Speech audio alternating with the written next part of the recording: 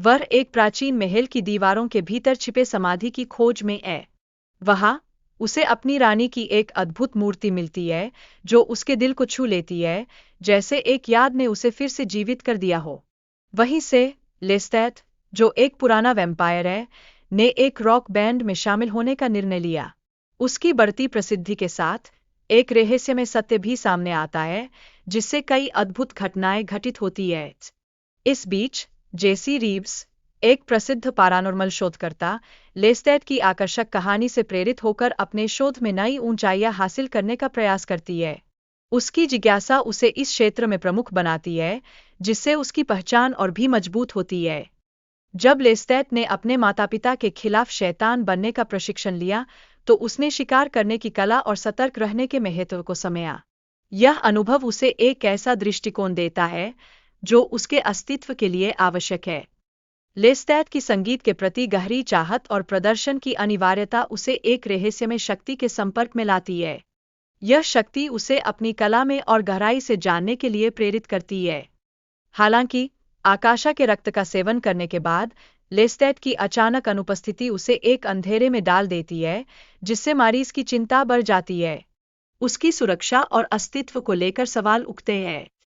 लेस्टेट की पुरानी वायलिन के प्रति उसके गहरे जज्बात उसे अतीत की ओर खींचते हैं, जहां वह अपने गुरु के प्रति अपने गुस्से को फिर से महसूस करता है। यह संघर्ष उसे अपनी पहचान पुनर्खोजने का अवसर देता है। जब जेसी वैम्पायर की रहस्यमय दुनिया को समझने के प्रयास में खड़ी होती है, तो रात की घटनाएं उसे धीरे धीरे प्रभावित करने लगती है। वह अब लेस्टेट की असली प्रकृति को देखने लगती है और उसके रहस्यों को समझने की कोशिश करती है। इसके साथ ही मारियुस लेस्टेट को आगाम करता है कि आकाशा अब जाग चुकी है। वह सलाह देता है कि उसे अपने कॉन्सर्ट को रद्द कर देना चाहिए, लेकिन लेस्टेट अपनी धुन में मग्न रहता है और उसकी सलाह की अनदेखी करता है। जब जेसी लेस्टेट के जीवन की जटिलताओं को समझने की कोशिश करती है, तो उसे उसके अस्तित्व की गहराई का कोई ज्ञान नहीं होता। यह समस्या उसे और भी जटिल बनाती है, क्योंकि वह उसके दर्द को समझने में असमर्थ है। कॉन्सर्ट में खतरनाक घटनाएं घटती हैं, लेकिन दर्शक संगीत की धुन में खोए रहते हैं। ऐसे में अराजकता की आहट भी अनजान बन जाती है। यह एक अद्वितीय अनुभव है जो अंधेरे और प्रकाश के बीच संतुलन को दर्शाता है।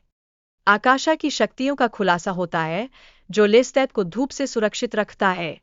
यह एक नई वास्तविकता का परिचय देता है, जो उनके लिए एक नई यात्रा की शुरुआत का संकेत है। महरेट, जो लेस्टेट की प्राचीन वैम्पायर से संबंधित सलाह देती है, उन्हें आकाशा के खिलाफ लड़ाई की तैयारी में मदद करती है।